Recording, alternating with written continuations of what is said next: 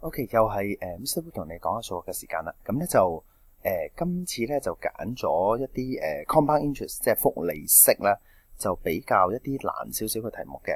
咁就我哋而家睇睇個題目先。咁咧就有個人啦，咁就同銀行就借15,000蚊，就借3年嘅。咁咧就個年息嚇6% PA 啦。咁就3年都係6% 嘅啦。咁咧但係呢個題目難在咩咧？就係佢喺3年裏邊咧，嗰個時段咧就唔係話全部都係用同一種方法計息啊。咁咧第一年咧就係用每年計息嘅方法 yearly 啦，但係剩翻落嚟嗰個時間咧，即係 rest of the period 咧就係用每季計息。咁所以咧就最尾呢個題目就想你求一求嗰個嘅 compound interest 係幾多。咁我哋首先睇一睇個solution， 我哋即係 start up 點做啦。好啦，咁咧就首先咧就係一開始咧就係嗰個先處理咗第一年嗰個年息先，係啦。點解咁講咧？因為一開始咧佢係分開兩橛啊。咁咧如果你唔一開即係拆開佢嚟做嘅話咧，咁就會比較混亂少少啦，係咪？咁所以你見到第一年咧，我哋都係用翻最基本嘅息啦，係咪？就係 P 乘以1加 R% T 啦。咁啊 T 係1年嘅話，咁就1加6%嚇。因為佢每年計息嘅關係咧，就唔使話搭啲次方上去，或者個年息唔使除以某啲數咁啦。咁但係個巧妙咧，就係在於跟住落嚟嘅第2同埋第3年啦，係啦。咁可以睇一睇呢度。咁其實個第2、第3年咧，其實個息咧都係咁用嘅啫。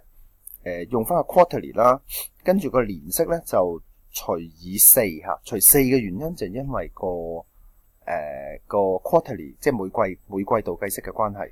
咁所以個出邊個次方咧個期數亦都係搭翻乘翻4上去。咁咧個2係咩意思咧？喺呢度係啦，2咧就係最多同學錯嘅地方啦。個2咧因為題目佢話咧 all together 借3年，但係第1年之後咧，由第2年開始先至係去做一個季度嘅計息方法啊嘛。咁即係話咧，實整嚟講，每季計息咧其實係 last for 第2同埋第3年嘅啫。即係正如我呢個咁寫咗啦。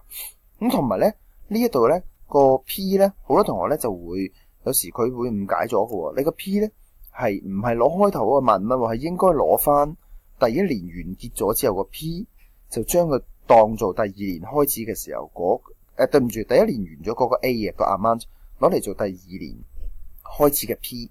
咁樣咧，你計完之後咧，先至可以嗰個數係會啱嘅。咁咧嗱，你睇睇呢度，所以我照抄翻佢15,900落嚟，然之後咧就搭翻佢啦。約揀咗之後咧，就係變咗8次方，撳完之後咧就係17,000幾啦，係啦。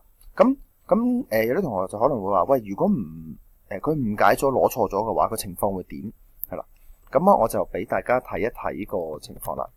如果同學咧佢係誤解咗個題目係變成咁嘅話咧，咁你可以睇睇左右對比啦嚇。左邊就係啱嘅 calculation， 右邊你可以睇睇就係佢根本就係冇理會到個第1年嗰個存在啊，就直接攞個10,000蚊攞落去計第2同第3年嗰個 compound interest。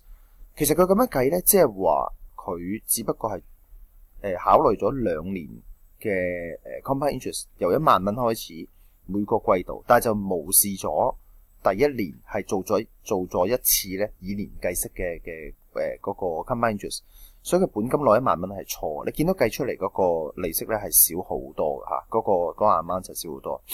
咁所以咧就要注意翻呢一度啦。咁咧同埋就係我哋可以碌低少少啦。即係有啲同學就話：喂咁好似拆開條數嚟計就比較繁複啲啊，係咪啊？咁有冇一個比較容易啲處理嘅方法啦？咁其實係有嘅。咁你見到咧，因為個紫色嗰度咧就15,000蚊一路咁樣連住第一 part 做落去噶嘛。咁所以咧其實你可以一條式過嘅。咁就係喺下邊呢一度啦。如果我 overall 咁樣計嘅話咧，咁就15,000蚊先乘第1年嘅1加6%，然之後咧就剩翻嗰啲咧都係呢一個數啦，係咪啊？呢個就第2、第3年嗰個處理，就都係用 compound interest 計啦。不過就連住個本一路咁乘落去，咁最後完晒3年之後咧，減翻你原本個 P 15,000蚊咧，就可以得到嗰個compound interest 嗰個嘅錢啦。咁即係2,900幾啦。OK，咁咧就如果大家有咩問題嘅話，就可以再私底下問我啦。咁我今次嘅解說就嚟到呢一度，唔該晒。